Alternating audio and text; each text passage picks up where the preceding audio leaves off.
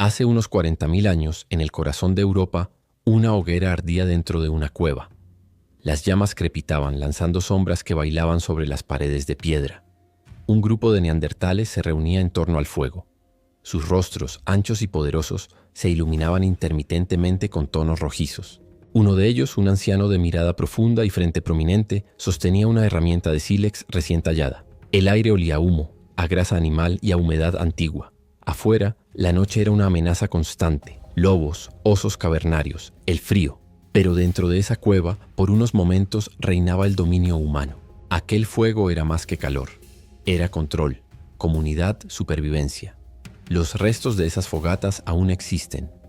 Han sido hallados en lugares como la Ferracie, en el suroeste de Francia, donde excavaciones arqueológicas iniciadas a principios del siglo XX revelaron evidencias de ocupación neandertal, incluyendo hogares, herramientas y entierros cuidadosamente preparados.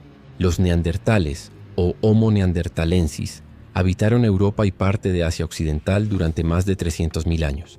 Eran una especie humana tan resistente que sobrevivió a las glaciaciones, a la escasez de alimento y a los depredadores más temibles del Pleistoceno. Su cuerpo era compacto, musculoso, adaptado al frío extremo. Sus huesos, más densos que los nuestros, revelan una fuerza física superior. Sin embargo, bajo esa apariencia robusta había una mente compleja. En la cueva de Shanidar, en el actual Kurdistán iraquí, se hallaron esqueletos de neandertales cubiertos con polen fosilizado.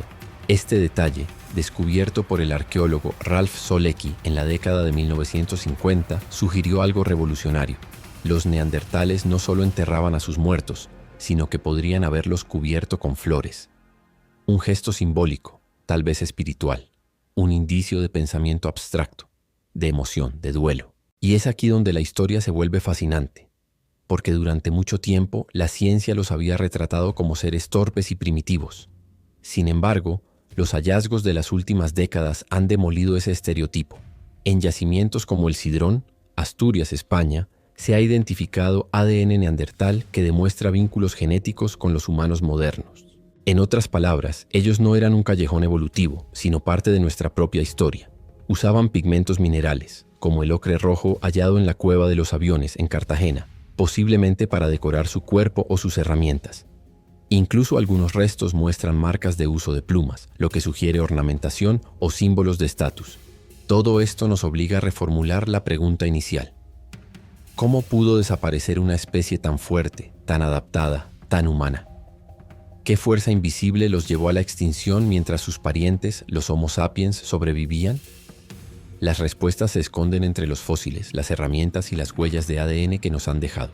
Pero antes de llegar a ese punto, debemos entender quiénes eran realmente, cómo vivían y qué mundo habitaban, porque la clave de su final está paradójicamente en su forma de vida. El viento cortaba la carne como si tuviera filo. La nieve caía en espirales lentas sobre un valle que hoy pertenece a Alemania, pero que hace más de 200.000 años era un desierto helado. Allí, en ese paisaje brutal, caminaban los primeros neandertales. No eran errantes sin rumbo.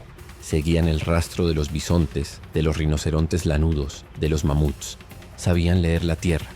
Cada huella, cada sombra, cada corriente de aire les hablaba del mundo. En sus ojos había algo que los diferenciaba de los animales que cazaban: la conciencia del riesgo, la memoria del invierno anterior. En sus huesos se estaba escribiendo una historia evolutiva que cambiaría para siempre la faz de Europa. Los fósiles más antiguos de Homo neanderthalensis se remontan a hace unos 400.000 años, descendientes directos del Homo heidelbergensis, una especie que ya había aprendido a dominar el fuego y a fabricar lanzas de madera endurecida. En lugares como Bilzingsleben, en Alemania, o Boxgrove, en Inglaterra, los arqueólogos han encontrado vestigios de aquellos antepasados que tallaban herramientas con precisión casi quirúrgica. Con el tiempo, el aislamiento geográfico, producto de los glaciares y las migraciones interrumpidas, moldeó una nueva forma humana, más baja, más fuerte, más eficiente para conservar el calor. Los neandertales no eran deformes ni toscos, eran producto de la adaptación extrema. Sus costillas eran más anchas, su caja torácica más profunda y sus narices grandes no eran un rasgo grotesco, sino una sofisticada estrategia biológica para calentar el aire antes de que llegara a los pulmones. Su cerebro, lejos de ser primitivo, alcanzaba un volumen promedio de 1.500 centímetros cúbicos, incluso superior al del humano moderno. Y esa masa cerebral se traducía en algo más que instinto, en planificación, cooperación, memoria. En la cima de los huesos, en Atapuerca, España, se han encontrado cráneos de Homo heidelbergensis que muestran los primeros rasgos del linaje neandertal. Uno de ellos, apodado Miguelón, cuenta con marcas en el cráneo que evidencian golpes curados en vida, prueba de cuidados dentro del grupo. La empatía, ese rasgo que solemos atribuirnos como exclusivamente humano, ya estaba presente antes de que nuestra especie existiera. La vida neandertal era una batalla constante contra el frío y la escasez. Se organizaban en pequeños grupos familiares, cazaban cooperativamente y sabían aprovechar cada parte del animal. Los huesos para herramientas, la grasa para el fuego, las pieles para cubrirse. Su mundo era un tablero de supervivencia donde cada decisión podía significar la vida o la muerte. Pero lo que más sorprende no es lo que resistieron, sino lo que crearon. En las profundidades de cuevas como Bruniquel, en Francia, se descubrieron estructuras circulares hechas con fragmentos de estalactitas, datadas en más de 176.000 años. Son obra de neandertales. Nadie sabe para qué servían.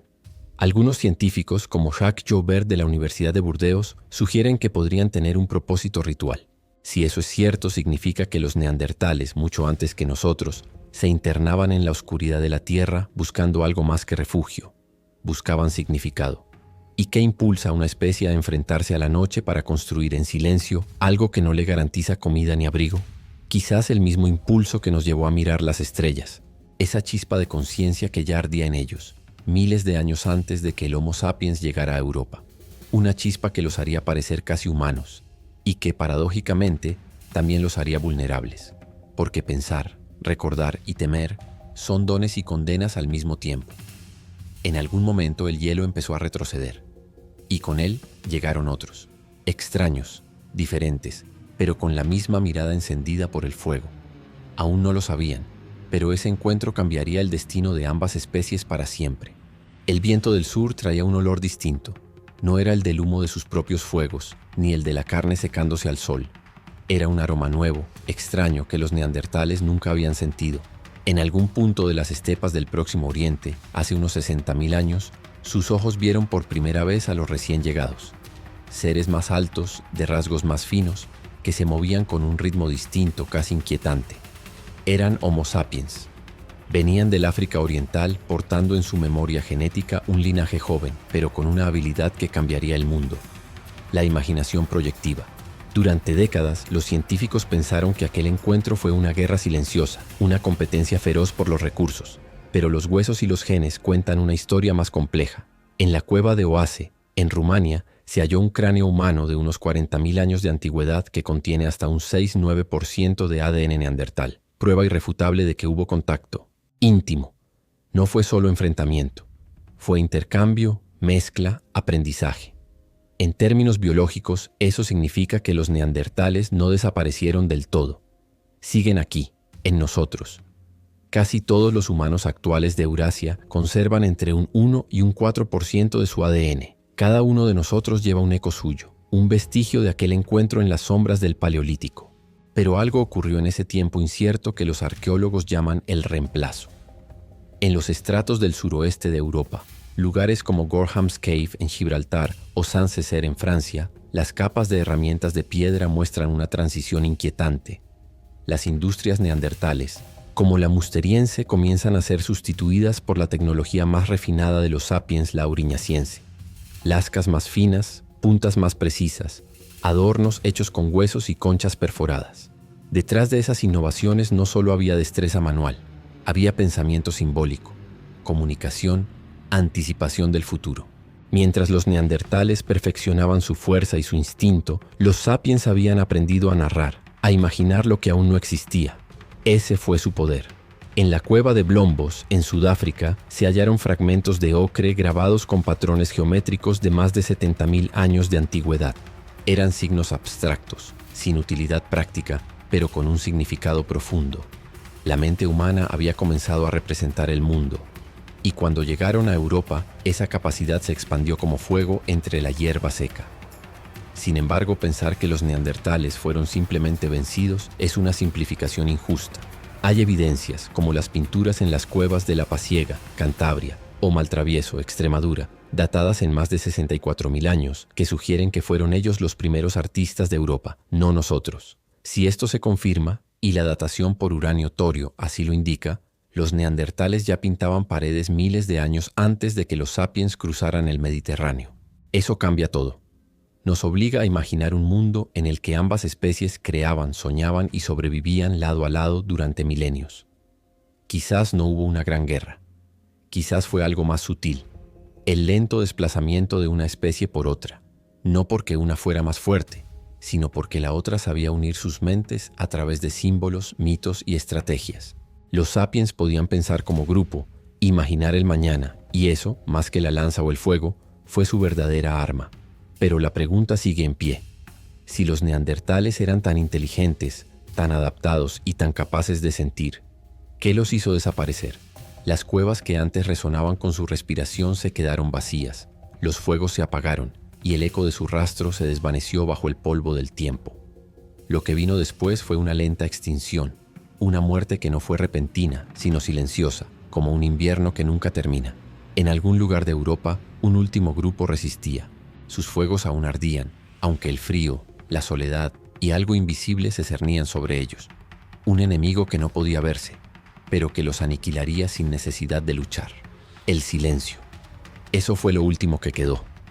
No el rugido de una batalla, ni el grito de los moribundos, sino el silencio de un bosque sin fuego.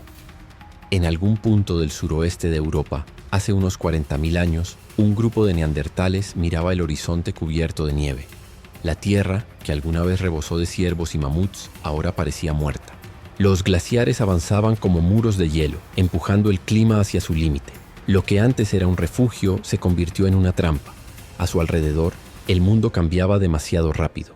Los registros climáticos extraídos de los hielos de Groenlandia, las llamadas series isotópicas de Danskar-Oeschger, revelan un patrón brutal.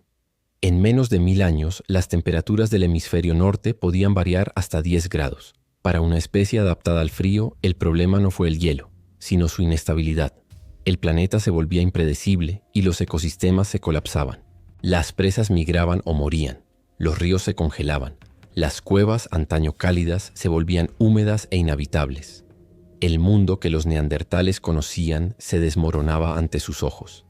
En la cueva de Gorham, en el peñón de Gibraltar, los últimos rastros de su existencia fueron hallados. Hogares apagados, herramientas de sílex, fragmentos de huesos quemados. Los análisis por radiocarbono indican que ese enclave fue ocupado por neandertales hasta hace unos 37.000 años, mucho después de que los sapiens ya dominaran el continente. Allí resistieron como los últimos guardianes de un linaje que había sobrevivido a 300.000 inviernos. Pero el tiempo jugaba en su contra.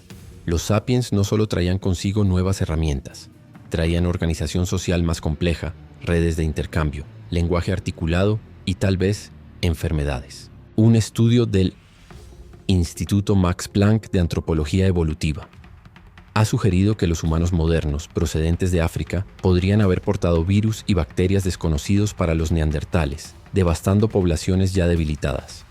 Si esto fue así, su desaparición no fue una batalla, sino una epidemia silenciosa, invisible, devastadora. Y mientras el hielo devoraba los valles y los bosques se volvían tundra, los sapiens ocuparon los últimos refugios templados. Las evidencias del yacimiento de El Cidrón, en Asturias, muestran que incluso los neandertales sobrevivientes habían comenzado a practicar la canibalización ritual o de emergencia. Los huesos encontrados allí, con marcas de corte y fracturas para extraer médula, revelan un escenario desesperado. Familias enteras obligadas a alimentarse de los suyos para seguir vivos. No era crueldad, era instinto. Era la biología luchando contra la extinción. El frío, el hambre, las enfermedades, la pérdida del territorio. Todo se combinó en una espiral lenta y trágica. Sin embargo, hay algo que resulta aún más perturbador. Los neandertales sabían que algo estaba cambiando. En sus cuevas, los patrones de ocupación se vuelven erráticos, discontinuos. Se mueven de un valle a otro, como si buscaran un lugar donde el invierno no llegara, pero no lo había. Y en los últimos sedimentos donde aparece su rastro, hay silencio. Ningún nuevo hogar, ninguna herramienta reciente, solo ausencia. Los científicos pueden fechar su desaparición con una precisión casi cruel, hace 39.000 años. Después de ese punto, ninguna evidencia sólida indica su presencia. Se extinguieron sin testigos, sin tumbas monumentales, sin palabras que los despidieran. Solo el humo que se disolvió en el aire y los huesos que miles de años después nos contarían su historia. Pero en ese silencio, en esa aparente derrota, hay un misterio que aún desconcierta a la ciencia. Porque aunque los neandertales desaparecieron del mapa, una parte de ellos siguió viva, no en sus cuevas, sino en nosotros. En nuestra piel, en nuestro sistema inmunológico, incluso en la forma en que respondemos al dolor. Los estudios genómicos lo confirman. Su herencia está inscrita en nuestra sangre. Y es allí, en el ADN, donde comienza la parte más inquietante de esta historia. Porque para entender por qué murieron, debemos primero comprender cuánto de ellos sigue respirando en nosotros. Y esa respuesta no está en los fósiles, sino en el código que llevamos dentro. Durante siglos se pensó que los neandertales eran un experimento fallido de la evolución, una rama rota del árbol humano. Pero la ciencia del siglo XXI, la genética, cambió esa idea para siempre. En 2010, un equipo liderado por Svante Pääbo en el Instituto Max Planck de Antropología Evolutiva logró secuenciar el primer genoma completo de un neandertal a partir de fragmentos hallados en la cueva de Vindija, en Croacia. Lo que descubrieron fue un terremoto científico. Los humanos modernos que viven fuera de África conservan entre el 1% y el 4% de ADN neandertal. En otras palabras, los neandertales no desaparecieron del todo. Están dentro de nosotros. Pero esa revelación no era solo simbólica, era biológica. Ese pequeño porcentaje de herencia genética ha dejado huellas tangibles en nuestro cuerpo y en nuestra mente. Algunos genes neandertales están vinculados a la respuesta inmunológica frente a virus y bacterias, lo que pudo ayudar a los primeros sapiens a sobrevivir en Europa y Asia. Otros influyen en el color de la piel, la densidad del cabello e incluso en la sensibilidad al dolor. Un estudio publicado en Nature en 2021 demostró que ciertas variantes genéticas de origen neandertal aumentan la capacidad del sistema inmunitario, pero también la propensión a enfermedades autoinmunes. Es como si su fortaleza tuviera un precio, un eco evolutivo que aún cargamos. Más inquietante aún es la huella emocional. Investigaciones del Karolinska Institutet en Suecia han encontrado asociaciones entre variantes genéticas heredadas de los neandertales y una mayor susceptibilidad a la depresión, la ansiedad o los trastornos del sueño. Podría ser que en los silencios más antiguos de nuestra mente queden vestigios de su mundo, de su miedo al frío, de su memoria del aislamiento. Es una hipótesis sugerente, que su desaparición no fue absoluta, sino que parte de su experiencia, su dolor, su resistencia, su adaptación al hielo, quedó impresa en nosotros como una cicatriz genética. Y si eso es cierto, entonces los neandertales no son un capítulo cerrado de la historia, sino una presencia que nunca se fue. Están en cada respiración, en cada latido, en cada gesto que el cuerpo recuerda aunque la mente haya olvidado. Cuando encendemos un fuego, cuando nos reunimos en torno a él buscando calor y compañía, repetimos un acto que ellos dominaron miles de generaciones antes. Y quizás sin saberlo seguimos imitando sus rituales. Los arqueólogos lo intuyen al observar los lugares donde vivieron. En La Chapelle-aux-Saints, en el sur de Francia, se halló un esqueleto neandertal cuidadosamente depositado en una fosa, con signos de haber sido enterrado. No fue arrojado, ni devorado, ni dejado al azar. Fue sepultado con respeto. Tal vez hubo un gesto, una despedida. Aquella escena hace 60.000 años sugiere algo profundo. Conciencia de la muerte. Ese respeto hacia sus muertos, esa posible semilla de espiritualidad nos obliga a mirarlos de otro modo. No como bestias vencidas, sino como humanos distintos, con una cultura que la historia olvidó. Quizá no tuvieron escritura ni arte monumental, pero tuvieron memoria y vínculo. Y en esa dimensión invisible, la del afecto, la del sentido, no eran tan diferentes de nosotros. Sin embargo, cada descubrimiento que los acerca también los hace más trágicos. Porque cuanto más humanos los vemos, más incomprensible se vuelve su final. La biología explica cómo desaparecieron, pero no por qué. Algo en la historia humana, algo profundo y simbólico, parece repetir un patrón. El triunfo de una especie sobre otra, del fuego que consume al fuego. Y tal vez, si queremos entender realmente su extinción, no basta con mirar su ADN. Debemos mirar lo que llevamos en común con ellos. la capacidad de crear y de destruir. Porque quizás los neandertales no murieron por el clima, ni por el hambre, ni por las enfermedades, sino por algo mucho más humano, algo que también nos acecha a nosotros. Durante mucho tiempo la ciencia evitó una pregunta incómoda. ¿Y si los Homo sapiens no solo coexistieron con los neandertales, sino que los exterminaron?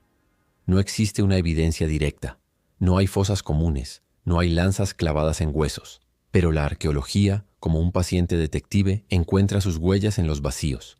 Allí donde aparecen los sapiens, los neandertales desaparecen. En los valles del Dordoña, en Francia, las capas estratigráficas lo muestran con crudeza. Una generación tras otra, las herramientas musterienses ceden su lugar a puntas auriñacienses, a collares de marfil, a pigmentos, a flautas hechas con huesos de ave. No hubo una guerra visible, pero sí una sustitución total. En apariencia, los sapiens no eran más fuertes. Eran más frágiles, más delgados, menos adaptados al frío. Pero tenían algo que los neandertales no, una mente colectiva.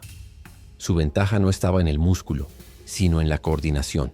El Homo sapiens sabía imaginar lo que otro podía estar pensando. Sabía planificar en grupo, trazar estrategias, crear símbolos que unían a los individuos bajo una misma idea. En términos evolutivos, eso se llama teoría de la mente, y fue su herramienta más devastadora. Mientras los neandertales sobrevivían en pequeños grupos familiares de 10 o 15 individuos, los sapiens formaban redes de 100, 200 o más, capaces de compartir información, de transmitir conocimientos y de cooperar más allá del parentesco. Esa red invisible, hecha de lenguaje, fue el principio de todas las civilizaciones futuras. El lenguaje. Ese fue el filo que cortó el destino de los neandertales. No porque fueran mudos, su aparato fonador era capaz de articular sonidos complejos, sino porque la abstracción del lenguaje simbólico, el uso del mito y la metáfora, parecía ser exclusiva de los sapiens.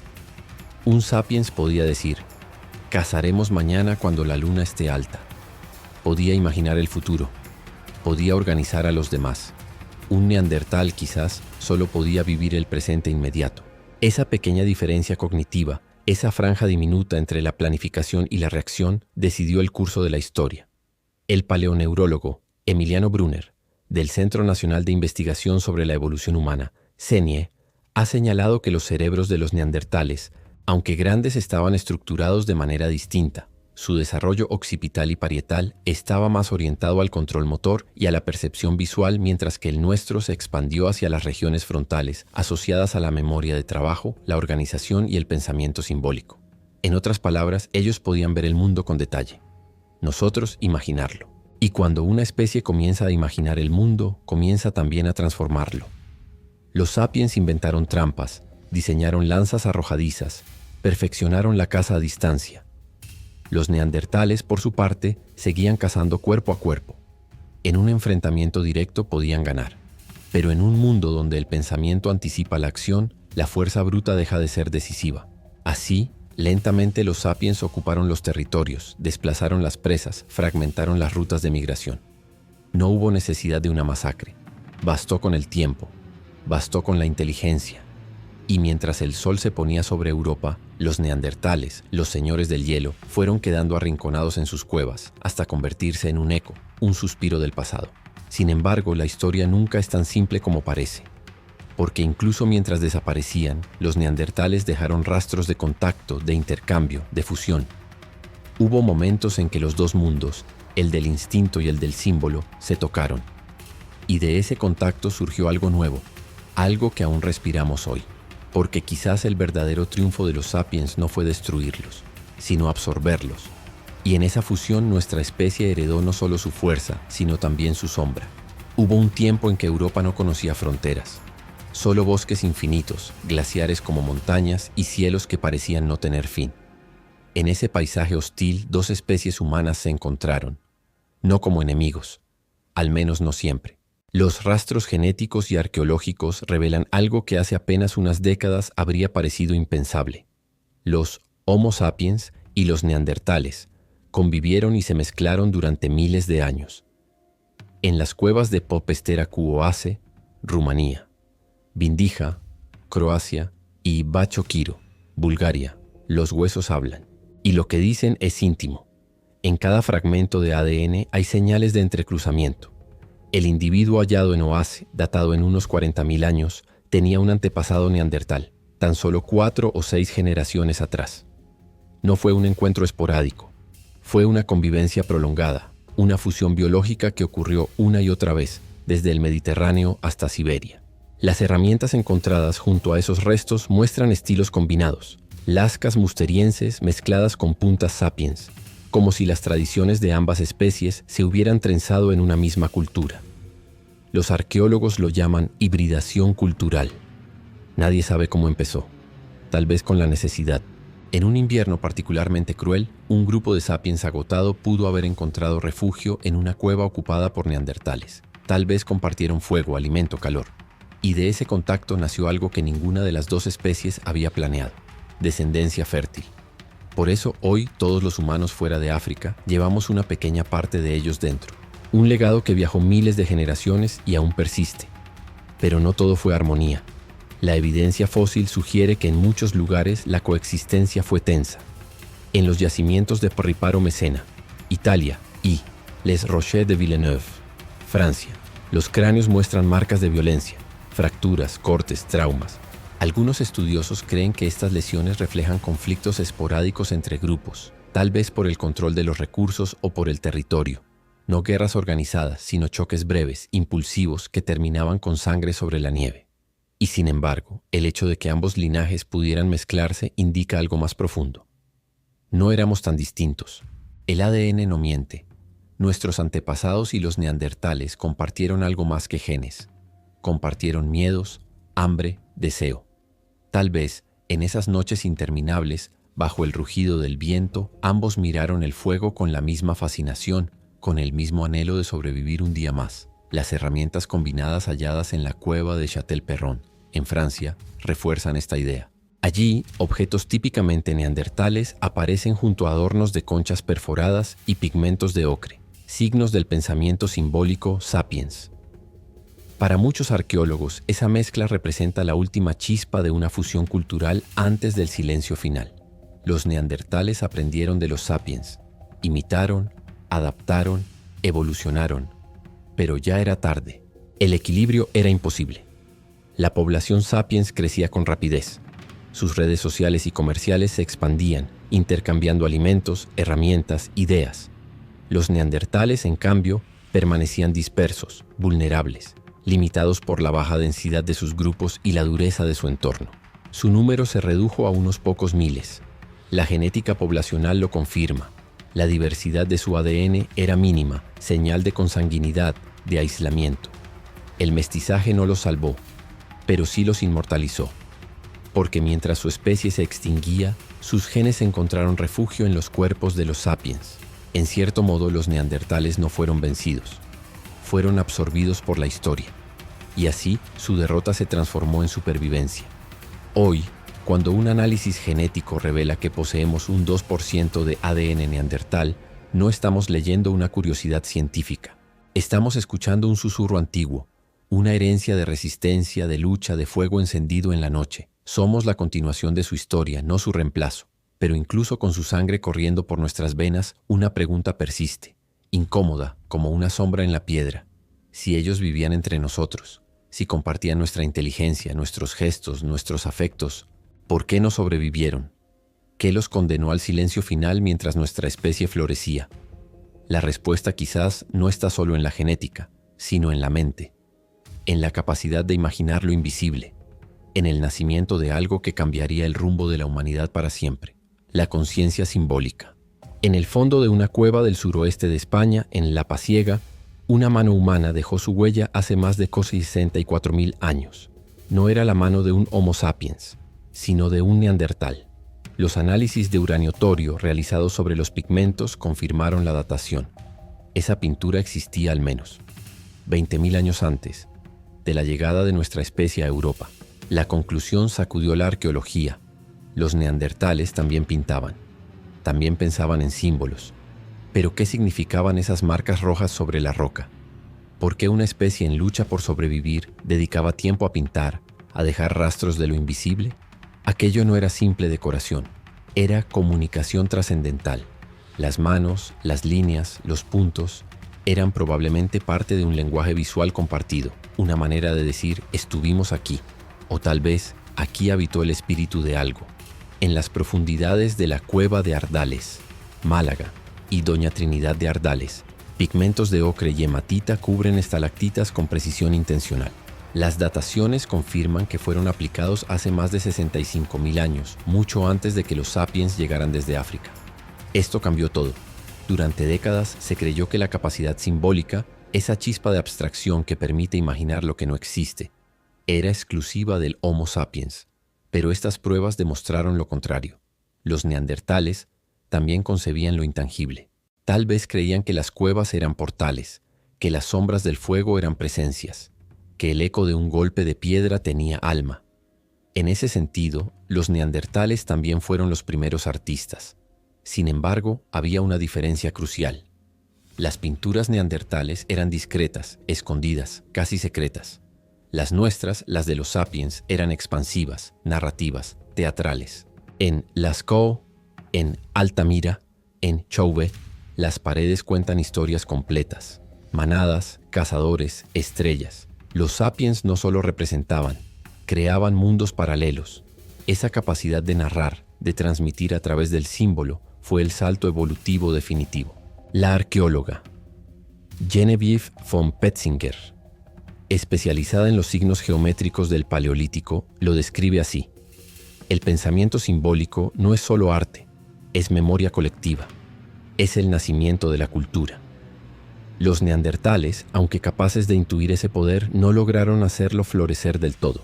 Su arte era intimista, cerrado, sin la expansión comunicativa que permitió a los sapiens crear redes sociales amplias, mitos compartidos y cooperación a gran escala. La cooperación, al fin y al cabo, fue la diferencia. Los sapiens podían unir aldeas enteras bajo una misma idea: una pintura, un tótem, un dios. Los neandertales, en cambio, vivían dispersos, en grupos pequeños, con escasa conexión entre clanes. El fuego que encendían cada noche era sagrado, sí, pero no trascendía más allá del círculo que iluminaba. Aún así, las pruebas indican que ellos también honraban a sus muertos. En Shanidar, en las montañas del Kurdistán iraquí, los restos de un individuo conocido como Shanidar IV fueron hallados cubiertos de polen de flores: malva, aquilegia, jacinto. ¿Acaso un ritual funerario? Algunos científicos lo dudan. Otros ven en ello la primera señal de duelo, de respeto, de una mente capaz de concebir la muerte como algo más que el fin biológico. Si fue así, entonces los neandertales también fueron los primeros en llorar. Cada flor depositada, cada pigmento soplado sobre la roca, cada hueso dispuesto junto a un cadáver, nos habla de un mundo mental más rico de lo que jamás imaginamos. No eran brutos, no eran bestias, eran humanos. Solo un tipo distinto de humanidad.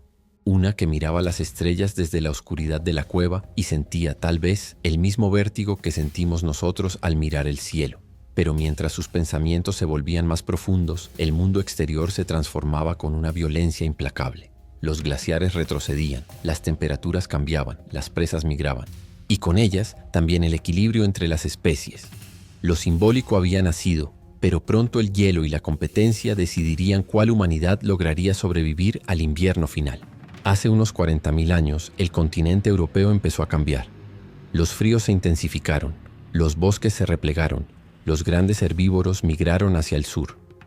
Para los neandertales, acostumbrados a cazar bisontes, mamuts y ciervos en un paisaje estable, fue el principio del fin. Los registros de polen y sedimentos, como los del yacimiento de El Cidrón en Asturias, muestran un brusco descenso de la temperatura media, una alteración de los ecosistemas que redujo drásticamente las fuentes de alimento. Y en ese contexto, los sapiens se multiplicaban. Su flexibilidad les permitía adaptarse a casi todo: cazar animales más pequeños, pescar, recolectar raíces, intercambiar productos entre grupos distantes. Los neandertales, en cambio, estaban atrapados por su propia especialización. Eran excelentes cazadores, en un mundo que ya no ofrecía presas. Los análisis genéticos de sus huesos cuentan una historia de decadencia. Su diversidad genética, ya baja, se desplomó. Pequeños grupos aislados quedaron atrapados en refugios cada vez más fríos, reproduciéndose entre sí. La endogamia trajo debilidad, enfermedades, vulnerabilidad. En Gibraltar, uno de los últimos lugares donde resistieron, la cueva de Gorham, en la misma roca donde hoy se posan las gaviotas, los restos más recientes datan de hace 37.000 años. Después de eso, silencio. Pero su desaparición no fue súbita ni violenta. No hay pruebas de un exterminio sistemático. Más bien fue un desvanecimiento lento, un apagamiento. Los sapiens ocuparon sus territorios, sus cuevas, sus rutas de caza. Las poblaciones se mezclaron hasta que el linaje neandertal puro se diluyó en el nuestro. En cierto modo no murieron, se disolvieron en nosotros. Hoy, cuando analizamos el genoma humano moderno, encontramos fragmentos de ellos que todavía influyen en quiénes somos, genes que afectan al sistema inmunológico, al metabolismo, incluso al color de la piel. Algunos estudios vinculan variantes neandertales con la respuesta inflamatoria, la depresión e incluso con la adaptación al frío. Ellos siguen aquí, en silencio, dentro de nuestra biología, como ecos de una humanidad anterior. Su desaparición nos deja una lección inquietante. La fuerza no garantiza la supervivencia. Los neandertales eran más robustos, más resistentes, dominaban el fuego y conocían el entorno. Pero el mundo no premia la fuerza, premia la adaptación. Los sapiens, con su pensamiento simbólico, su cooperación y su capacidad de imaginar el futuro, construyeron un tipo de supervivencia distinta, social, cultural, mental. En su final también hay una belleza trágica, porque fueron ellos quienes encendieron los primeros fuegos del pensamiento, quienes tallaron con manos torpes la piedra que más tarde sostendría nuestras civilizaciones. Los neandertales no desaparecieron del todo, nos legaron la semilla de lo humano. Y quizás, si pudiéramos retroceder en el tiempo y verlos una última vez, los encontraríamos reunidos en torno a una hoguera, bajo el cielo helado de Europa. El fuego crepitando, el humo ascendiendo en espirales, el reflejo del calor en sus ojos. Tal vez uno de ellos, mirando la oscuridad más allá de las llamas, sintió lo mismo que nosotros sentimos cuando pensamos en ellos. Nostalgia por algo que se está yendo, por un mundo que ya nunca volverá. Esa chispa de conciencia, ese estremecimiento ante el tiempo y la pérdida, es lo que nos une a ellos. Somos la continuación de su historia, el eco de su voz apagada. Y mientras haya un ser humano que mire una hoguera y se pregunte de dónde venimos, los neandertales seguirán vivos. Sus huellas están en la piedra, en el ADN y en el alma. No fueron un error evolutivo. Fueron el primer intento del universo por crear lo que ahora llamamos nosotros. Y si este viaje por su historia te ha hecho mirar el pasado con nuevos ojos, acompáñame en el siguiente. Seguimos explorando los secretos ocultos bajo el polvo de los milenios, las huellas de los que nos precedieron, los que encendieron el fuego antes de que existiera la historia. Porque conocerlos es en el fondo recordar quiénes somos.